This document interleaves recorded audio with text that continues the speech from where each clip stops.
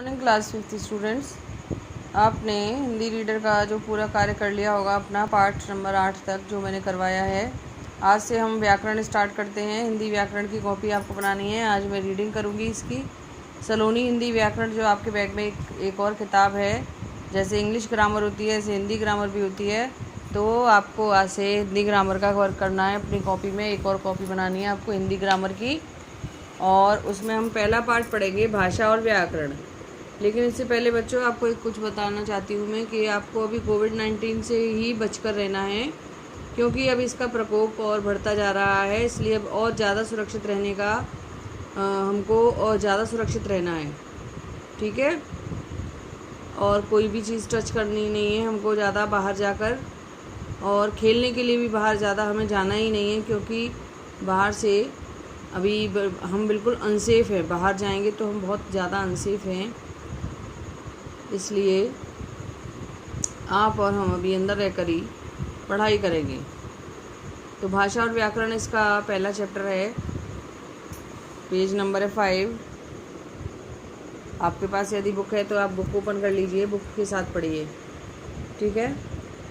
तो बच्चों, हम व्याकरण क्यों पढ़ते हैं? ताकि हमारी भाषा अच्छी बने। हमारी भाषा जो हम बोलते हैं, जो हम बात करते हैं, वो हमारी भाषा का उच्चारण सही हो, भाषा का जो लिखने का तरीका सही हो, बोलने का तरीका सही हो। इसलिए हम व्याकरण का प्रयोग करते हैं। जैसे हम इंग्लिश ग्रामर का प्रयोग करते हैं, इज, एम, आर, वॉज, वर, इन सब का प्रयोग करना सीखते हैं। ऐसे ही हम भाषा हिंदी में भी हम ऐसे ही सुधार के लिए व्याकरण पढ़ते हैं।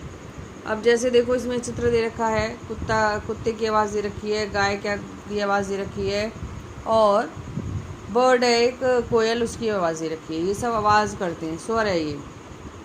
क्या हम इन सबको भाषा कह सकते हैं? नहीं बच्चों, इन पशु पक्षियों की आवाज़ों को भाषा नहीं कह सकते हैं, क्योंकि इनकी आवाज़ों का कोई स्पष्ट अर्थ नहीं होता। इनका कोई अर्थ थोड़ा ना है, ये तो सिर्फ आवाज़ कर रहे हैं। संसार में केवल मनुष्य ऐसा प्राणी है जो एक दूसरे को मन की बातें बता सकता है। हम एक समाज बनाकर रहते हैं। जब भी हमारे मन में कोई भाव या विचार उत्पन्न होता है तो हम उसे किसी न किसी को बताते हैं। इस भाव या विचार को प्रकट करने के लिए भाषा की आवश्यकता होती है। इस प्रकार धीरे धीरे भाषा का विकास होता गया। तो अब देखो, इसमें एक बच्चा है, बात कर रहे हैं आपस में, और वो जब वो बात कर रही है, गर्ल है जो लड़की है, तभी तो वो जो उसका भाई है वो उसको आंसर दे पा रहा है। यदि भाषा नहीं होती तो हम बातचीत भी नहीं कर पाते। अब देखो, एक भाषा होती है जब हम बोलकर अपनी बातों को, विचारों को आदान प्रदान करते हैं, ठीक है।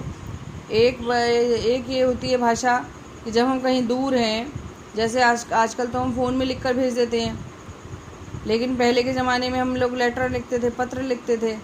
तो वो क्या थी? हमारी लिखित भाषा थी। हम अपने विचारों को लिखकर प्रकट कर रहे थे, ठीक है। तो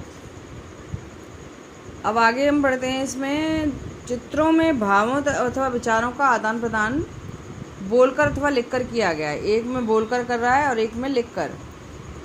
इस प्रकार भाषा के द्वारा ही हम अपने विचार प्रकट करते हैं, दूसरों के विचार समझ पाते हैं। विचारों का यह आदान प्रदान हम मौखिक और लिखित रूप में करते हैं।